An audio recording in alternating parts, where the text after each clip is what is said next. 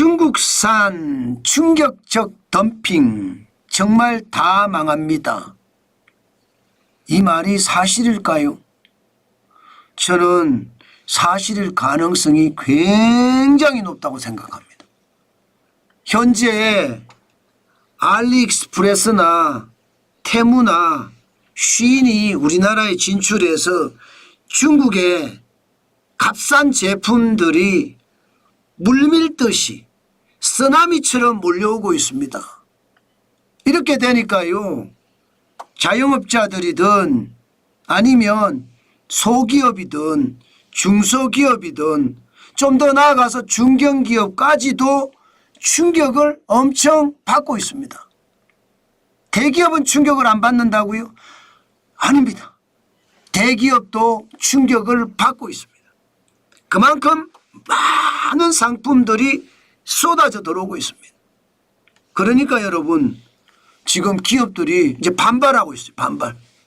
반발하고 있어요. 기업들이. 어떻게 반발하고 있느냐? 반덤핑 조사를 좀 해라. 정부 좀 가만히 있지 말고 반덤핑 조사 해야 된다. 2021년만 하더라도 반덤핑 조사 2건이었어요. 2022년, 2023년, 2023년까지도 3건에 불과했습니다.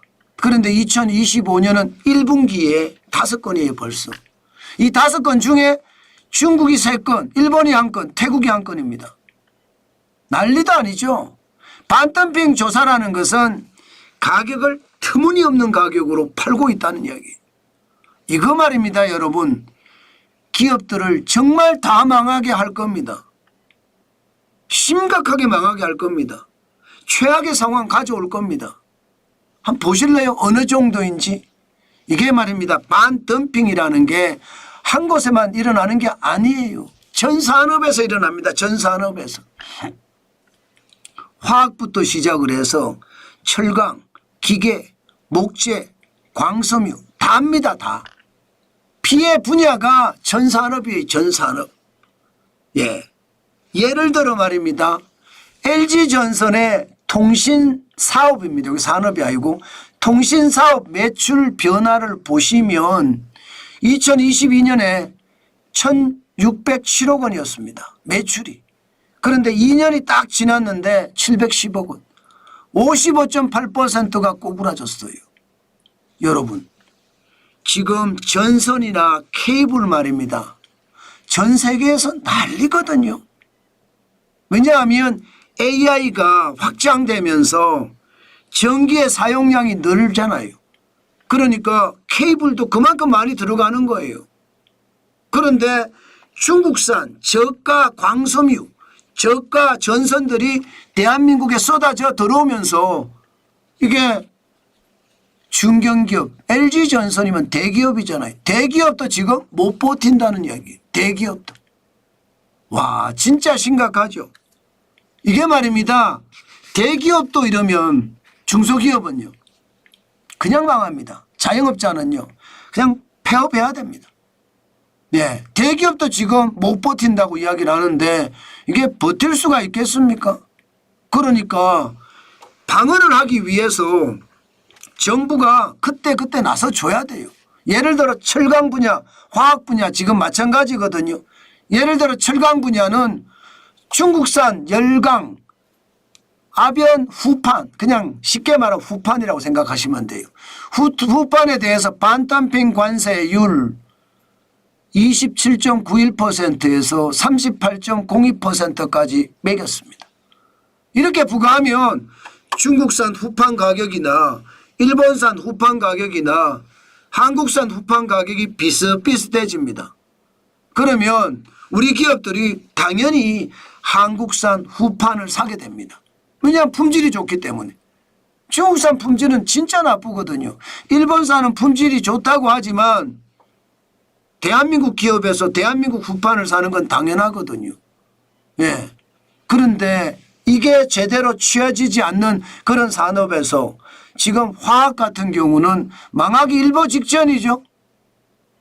기계도 마찬가지입니다. 기계도 지금 초토화되고 있고요. 목재는요, 못 만든다고 이야기합니다. 못 만든다. 옛날에는 목재를 많이 수입해 와서 그죠. 우리나라에서 목재를 가공해서 가구도 만들고 또 건설 자재로도 쓰고 했어요. 그런데 중국산이 워낙 싸게 치고 들어오니까 이건 못 버티는 거예요. 그만큼 말입니다. 최악의 상태 지금 점점 더 깊어진다 이렇게 이야기하고 있습니다. 사실 이러한 상황은요 우리나라 상황만 아니에요. 지금 중국은요 전 세계에서 난리예요.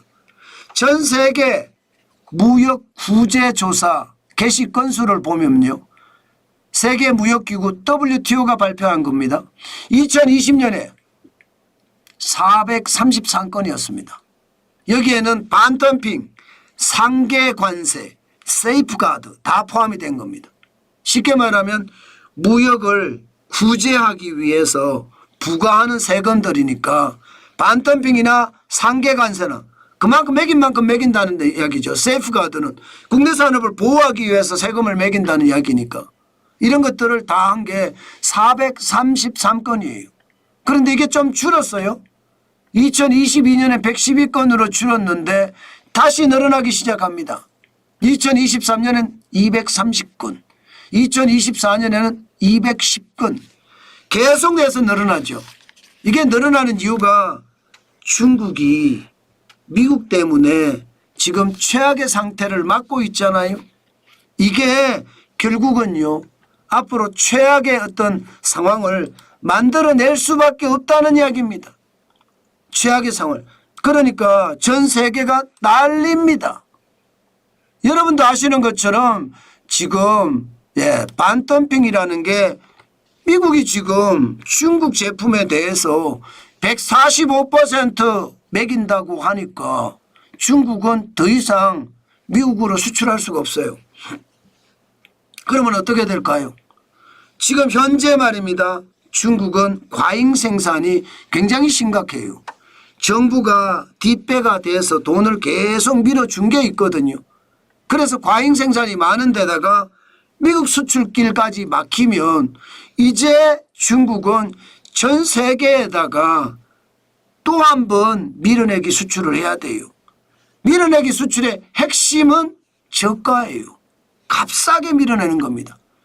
그러면 대한민국은 어떻게 될까요? 아마도 초토화 수준으로 갈 가능성은 높습니다. 이게 분야가 한쪽만 되는 것이 아니라 전 산업에서 일어나기 때문에 지금 최악의 시나리오를 쓸 수밖에 없을 거예요. 게다가 대한민국은 사실상 중국에 의해서 유통이 장악되어 있는 상태잖아요. 뭐 아니라고 이제 이야기할 수가 없습니다.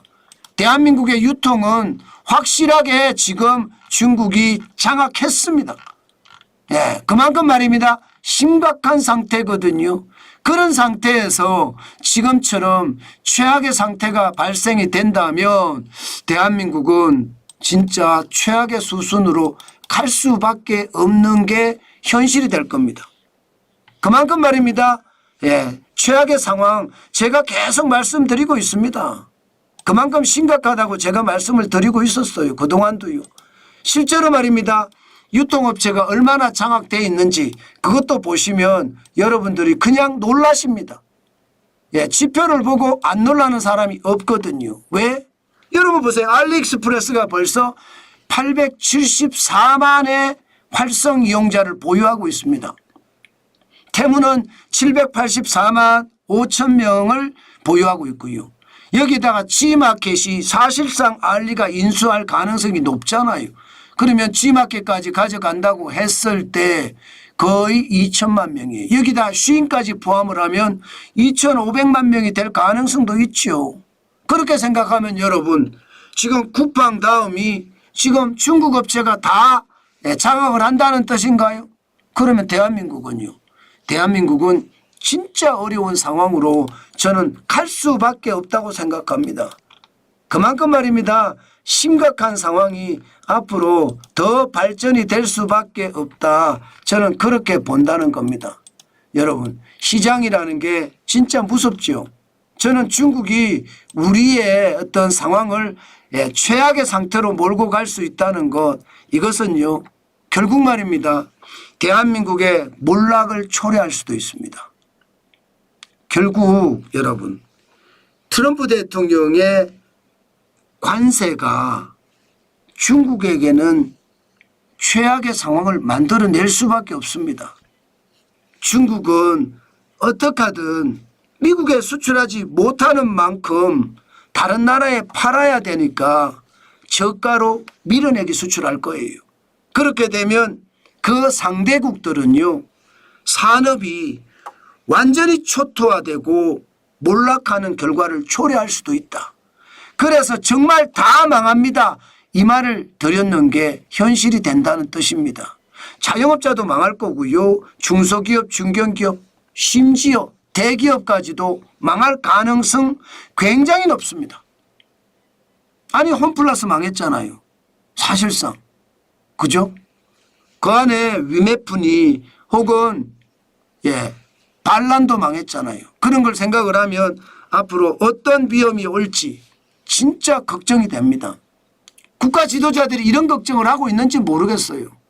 사실 국가 지도자들은 대통령만 되면 그만이라고 생각을 하고 있으니 참 어떻게 생각하면 와 한심하다.